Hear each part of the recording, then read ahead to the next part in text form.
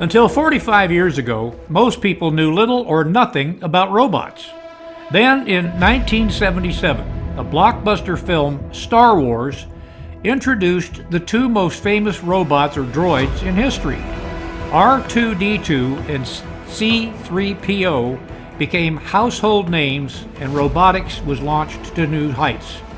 Some say Star Wars inspired the accelerated evolution of robotics in manufacturing. Today, numerous industries, automotive, medical, and aerospace, to name a few, widely use robotics. Robots don't need sleep or time off and can work in the dark, saving energy. Recently, Team 2 visited a group of high school students better known as Team 3189. All they do is design, build, and program robots. They do the mechanical build, design and install the electronics, and rate and program all the code. The day we visited, they had a special guest, Ray Billings, featured for years on TV's BattleBots. I'm with Ray Billings. You might recognize him from BattleBots. It was, correct me if I'm right or wrong, Discovery, ABC, and what was the other one? Science Channel. Okay. Comedy Central. So Comedy Central is where it first started out. Okay, and that was when? 1999 or 2000, somewhere in there. And you got involved? In 2000, end of 2000. Okay.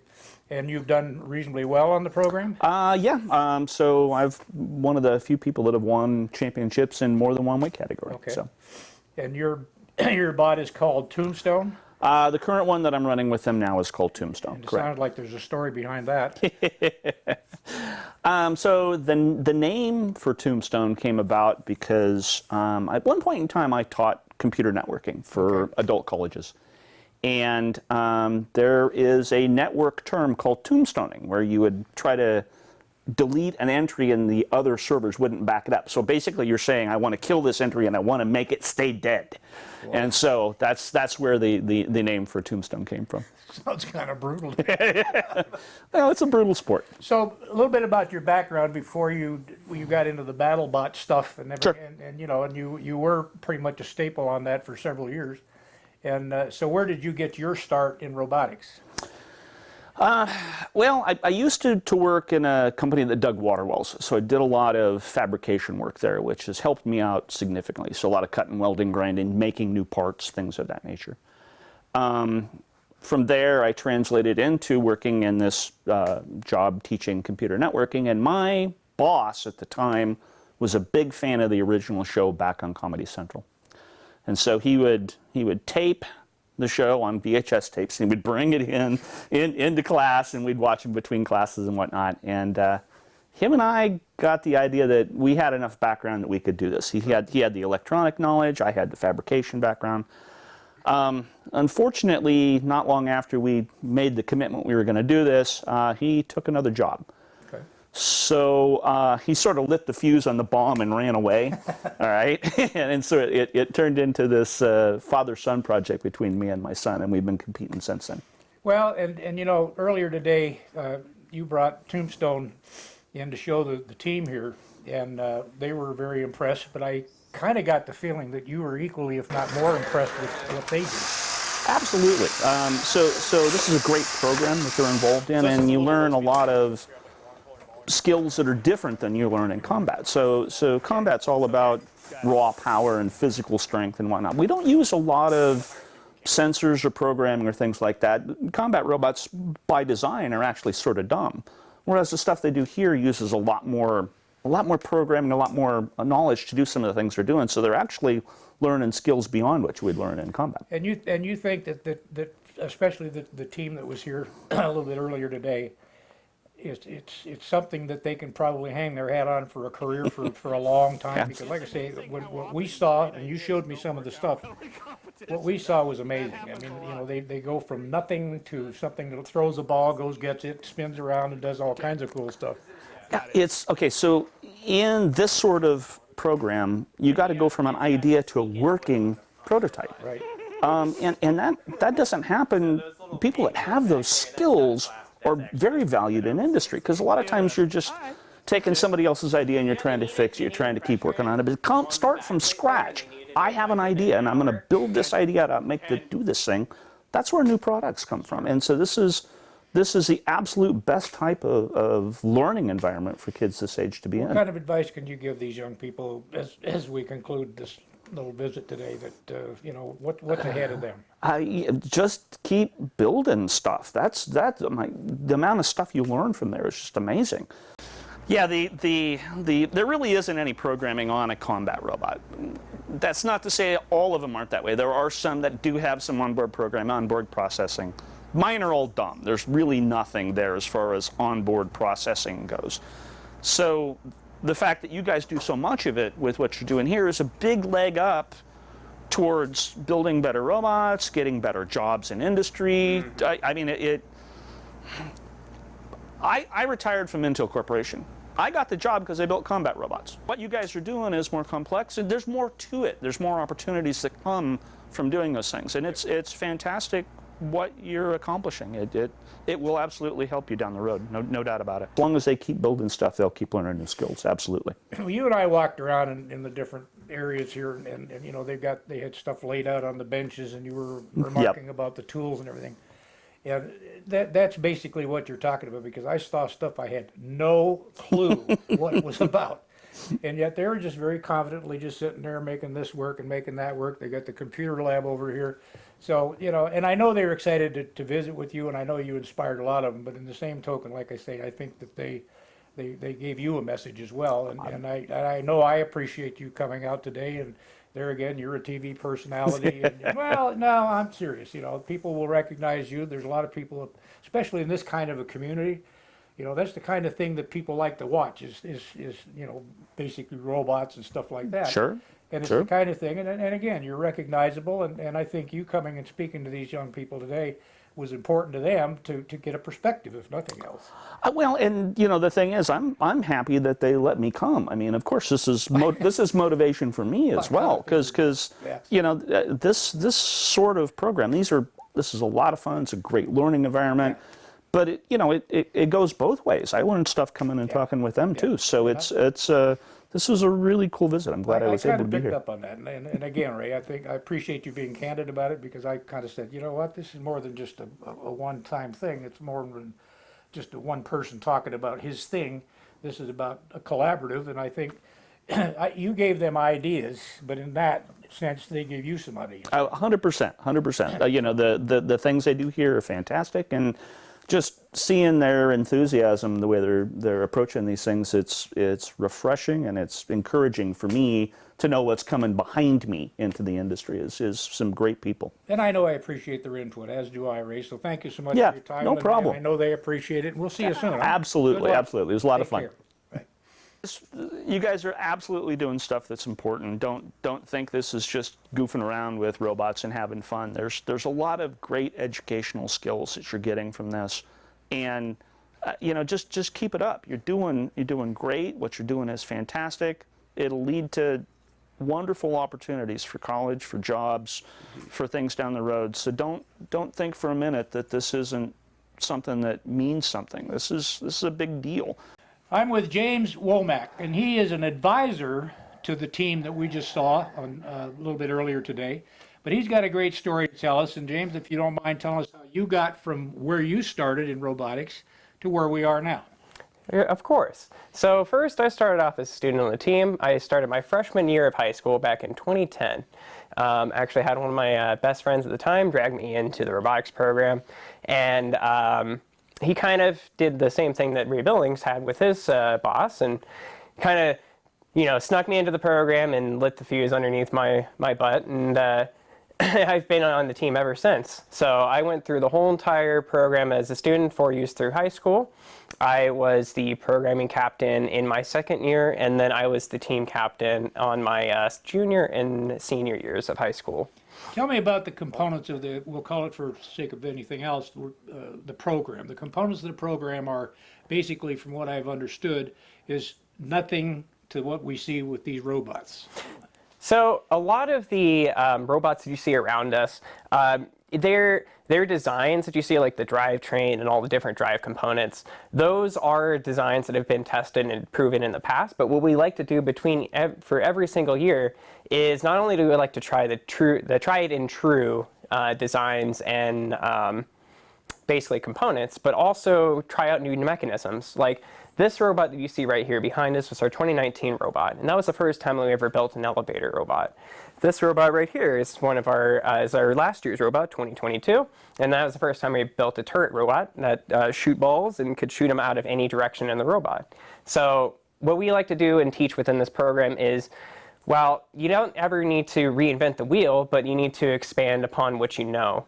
So don't be afraid to try new things, new designs, but don't try to stray too far off the beaten path and then get yourself stuck in a rabbit hole. Or How much compartmentalization is involved with the program? And I'm sure there's the mechanical aspect, there's the coding aspect, there's the computer aspect, there's the electronics aspect. So do some of the students do all of that stuff, or do you compartmentalize it? We do compartmentalize it. So the way that we set up our actual team is we have our electrical sub-team, we have our programming sub-team, we have our mechanical sub-team, and our business and media, and then our AT sub-team.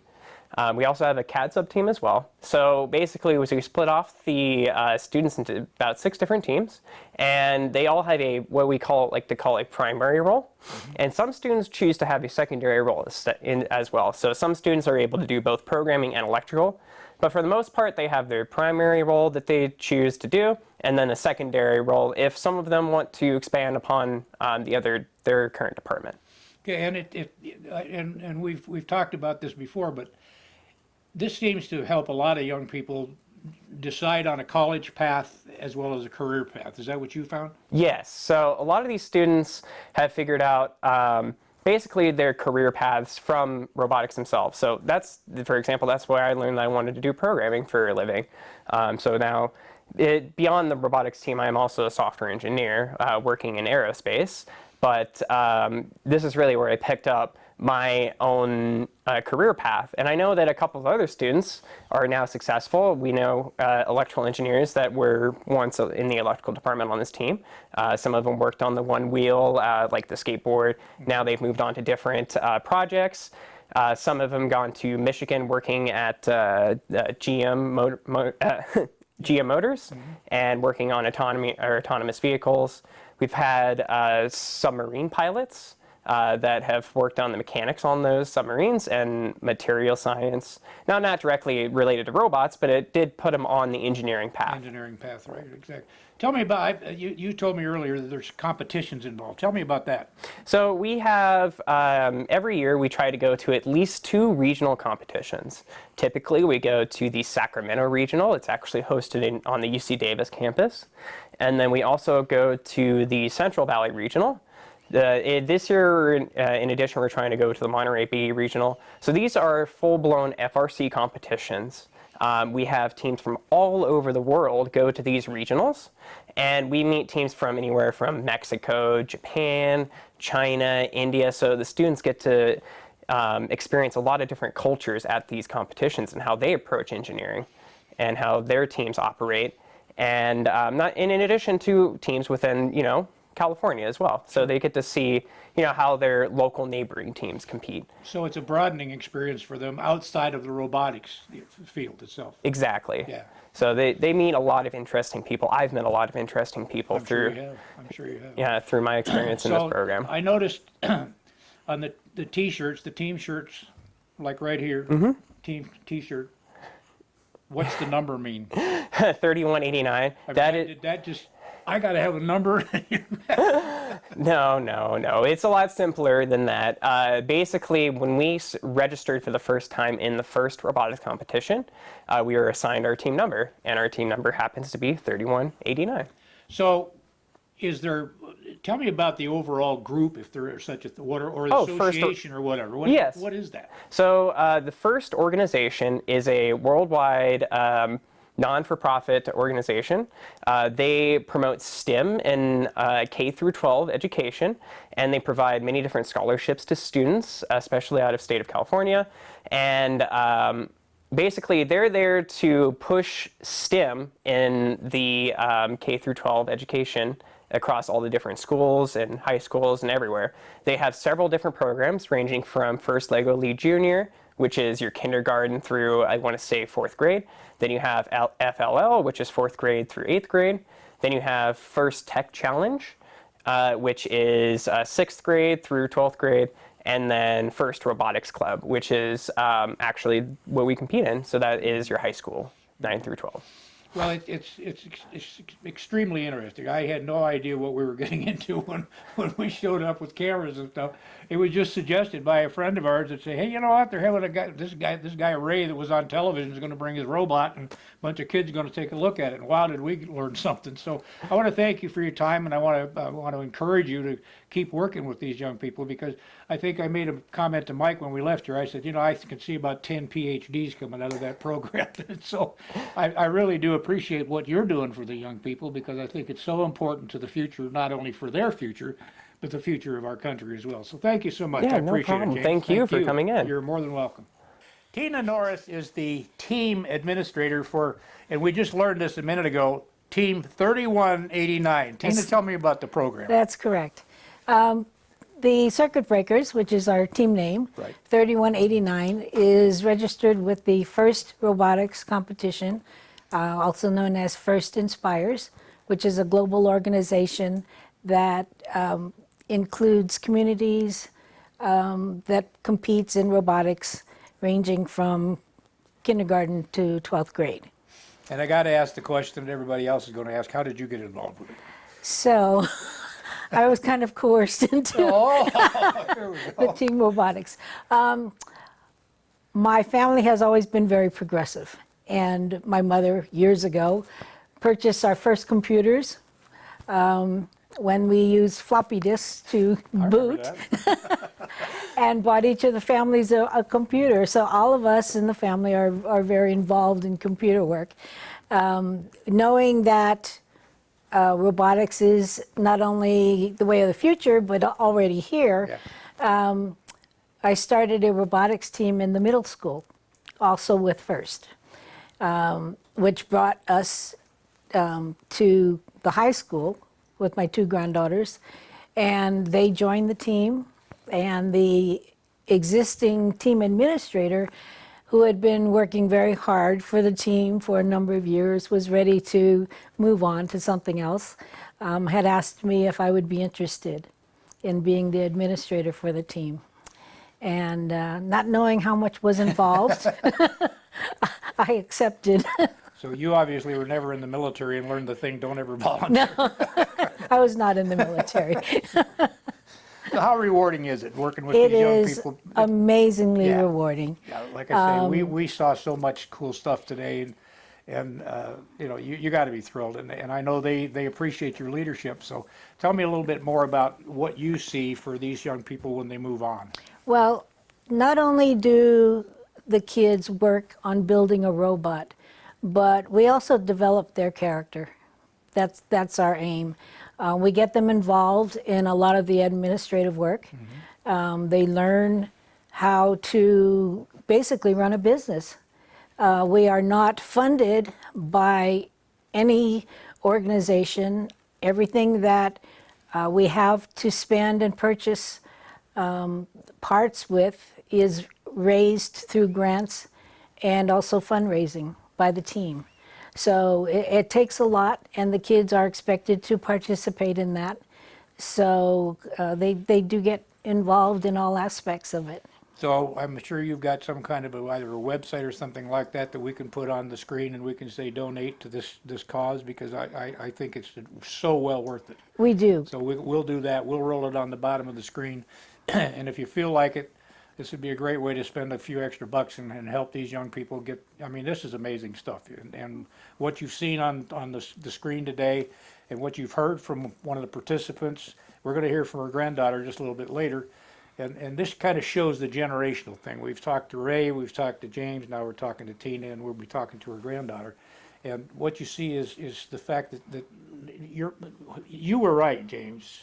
Not only are robotics here now, they're the future, they're here now, And we have to scratch our head and say, gee, how many years ago was it that nobody knew what a robot was? I'm thinking somewhere around 45 years, and then all of a sudden Star Wars comes out, and everybody knew R2-D2 and CP3L. So, Right. so tell me where the program goes from here. Are you trying to advance it? It's all 4 high schools, do I understand that? It's actually 6 high schools. Oh, really? Okay. Yes, it's all of the high schools in the El Dorado Union School District. Okay. So we have students actually that represent a wide, very broad range of students, all the way down from Folsom, El Dorado Hills, up to Placerville. Okay. Okay. So And when you do these team competitions that James told us about, is that something that the kids and their parents basically got to pony up the money for themselves? well, we encourage the students to work on the fundraising. There you go. And in And order, what kind of fundraising activities do you do? well, we do a lot of grant writing. Okay. We do contact local businesses to see if they will help us out, explain the program to them. And we also reach out to anyone who is willing to donate Well, a buck. We'll see. Well, we'll see if we can help out with that. And we're going to also display the sponsors that you already have, because I think it's important that people understand and know the people that are supporting this wonderful program for young people. And I got to tell you, before it was suggested that we come and visit with Ray and these young people, I knew nothing about this. And that's one thing I think, and I hope very seriously, that what we're doing today will get people to understand that there's this kind of a program in El Dorado County, and really gearing the youth of today towards the future that we know is coming, and it's in robotics. I know I read something the other day about how many people, and I think it's an astounding number, that like 70% of the Americans are fearful of robotics, are fearful of robots taking over. And the part of the article that I enjoyed the most was, no, not actually, because it's actually creating more jobs. Absolutely. So, Absolutely. so what do you see for the team now? And how big is the team, if I might ask? Well, last year we were limited. We had only 8 team members, and a lot of that was due to COVID restrictions. I can understand. We've had a number of our team members going out to visit each of the local schools, and we are now up to 19 team members. So we're very excited. We're able to do a lot more because we have a lot more hands-on. So we're very excited about the prospects of this next year as well. We've had some great sponsorships so far, and we're able to purchase a lot of new parts that will allow us to add a lot more functionality to our How would a robots. student who might be interested in this find out about it? Well, also on our website, we have links that will give information on what's required of them, and we're open to receiving anyone who would like to come and visit and see what we do here. You mentioned that they participate in business management and so forth. Do you actually have them involved with grant writing and things like that? Oh, absolutely, absolutely. And that Yes. just broadens the whole thing, doesn't it? Yes, it does, Yeah. it does. So, well, I wish you and the team all the best, and I know that there's been a couple of awards that you guys have gotten from some of these competitions, and I wish you success in the ones coming up in the near future. And I really hope that people understand that these people are really, this isn't a game. They're not coming out here and hanging out like a clubhouse and just playing with toys. These are not toys, trust me. I've seen them do things that I can't do myself. And I mean, it's important that I think people realize that there's this kind of a program going on. I thank you so much. I thank James and Ray for talking to us today. I look forward to talking with your granddaughter. And what is the average age, and we'll close with this, what's the average age of your team? Can you tell me that? Well, we range from 9th grade to 12th. Okay. And we really have a pretty even distribution Okay. out of the team Okay. for those. So And you do have other advisors other than James? we're pretty much it. We have other. We would love more mentors as well. There you go. Then So, maybe some people will see this and say, you know what, I really want to be a part of that. So And- Tina, thank you for having us. Thank you. And it was just an amazing day. And Mike, the cameraman, and Aldo and I, we just really enjoy this kind of thing. We love to see young people succeeding, and that's what we hope for the success of these young people. So thank you so much. We'll be putting the information on the screen if people want to donate, if they want to ask questions, if they just want to reach out. So thanks again, Thank everybody, you. for your time.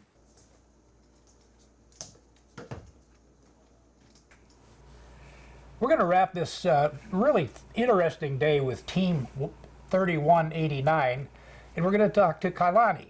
Kailani, how are you? I'm good, thank you. How are you? I'm good. And tell me how you got involved with robotics. So when I was in middle school, my family decided to start a first Lego League robotics team. There wasn't too much STEM at my middle school, and that was something I was interested in just from building things around the house and playing with Legos and just building things in general. So my family started the team, and it was a team of 5 kids, I believe. But then one of the mentors was from the 3189 Circuit Breakers. So then that's really how I got involved with the high school team, and then just talking from him and working with him, I really realized that that's something that I wanted to do when I went to high school. And then when I came to high school, freshman year, I went to one of the open houses, and we did some engineering challenges, and I was able to talk with a lot of the mentors and the students on the team, and I really realized, like, wow, this is a place that I want to be in. Okay, and what are you, a senior now? Yes, You're I'm a senior now. So you've been in the program 4 years? Yeah.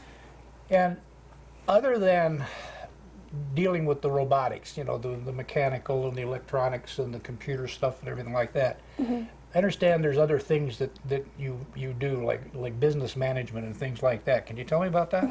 Yeah, so on the team in general, we have a lot of the like mechanical, like building-wise robots, but then we also have a big part of our team, which is the business and media side, because I mean, especially in first robotics, like you can build a really awesome robot, but it's really important to get your name out there and really be well-rounded in that sense. Yeah. And I understand even some of the parts of this are like grant writing and raising money, all that kind of stuff. So how important is that to the overall program? Yeah, well, so currently right now our team is funded fully by sponsorships and donations. So our school district gives us our lab, the classrooms, and then as well as like the heating, electricity, that kind of thing. Sure. But the rest of the money in terms of funding of like getting medals for the robots, for registrations, for competitions, all of that is raised by the students or from grants written by students and people on the team. And you are a captain. Yes. Then explain that to me. So I've been a captain of the team for 2 seasons now. Okay.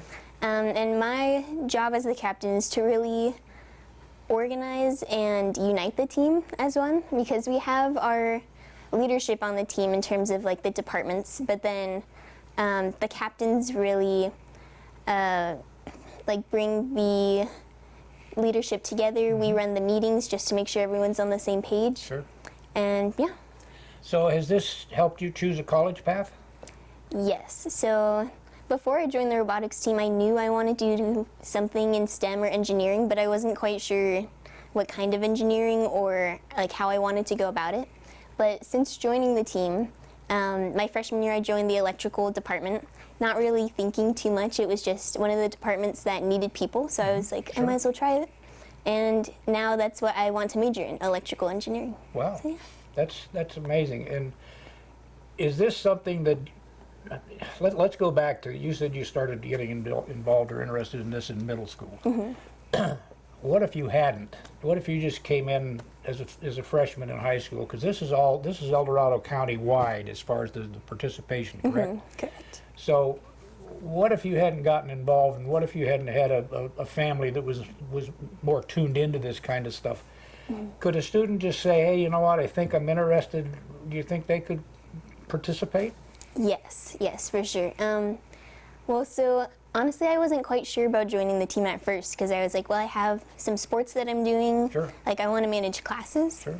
But then I was in my PLTW class, the engineering program at Union Mine, and one of the TAs was the captain on the team, actually, and he brought in the robot and did a little demonstration. And then I kind of knew him from before in some of my other classes in like marching band. So I talked with him a little bit and he convinced me to just take the application and just to look at it. And then that's when I like truly, really got involved and then like went to the open houses and the meetings. And that's where things really started. So who reviews the applications? So for the most part, it's the leadership on the team, as well as the lead mentors. So, and I know you don't have anything but a lot of spare time on your hand, but I understand you tutor as well? Yes, yes. I tell you what, amazing young lady. So what do you see in the future? In the future of the team? Yep. Well, I think right now, this last off season, we really worked on our, like how we present ourselves to the community in terms of our outreach, in terms of just how we're presented and how we present ourselves in the community. So I really see a lot more of that in the future in terms of getting involved, attending more community events, even though we already do quite a few, but I think that's a really important part of the team. Do you get feedback when you go out amongst them, as they say, and are people as confused, not as confused, but as unknowledgeable as we were when we first got an invitation to come up here, and I'm saying, okay, sure, why not? And I come up here and wow, I mean, this is kind of a secret thing, I think, in the community, and I think, you know, you've said it, and the other folks we've talked to have said it, you know, people need to know about this. Number one, it isn't a club, you're not hanging out, they're not toys by a long shot.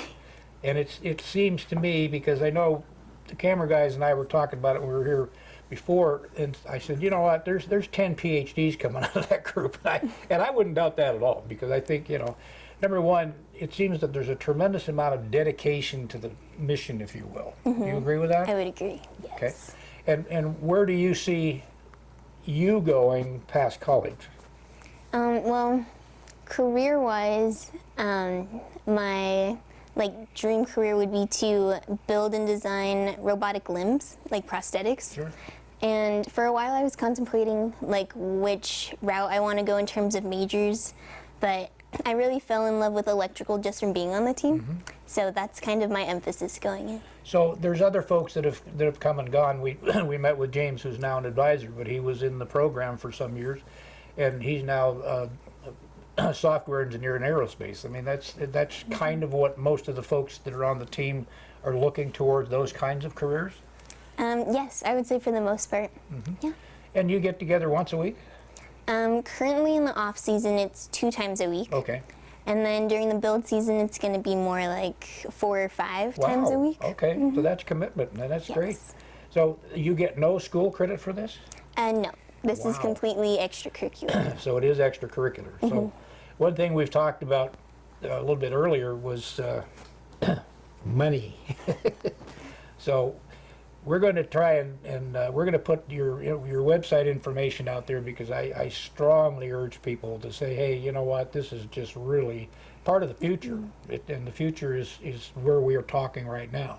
And you know, there's a lot of people that fear robotics. They fear robots are going to take over and stuff like that. I don't think that's the case. Do you agree with that? I would agree. Okay.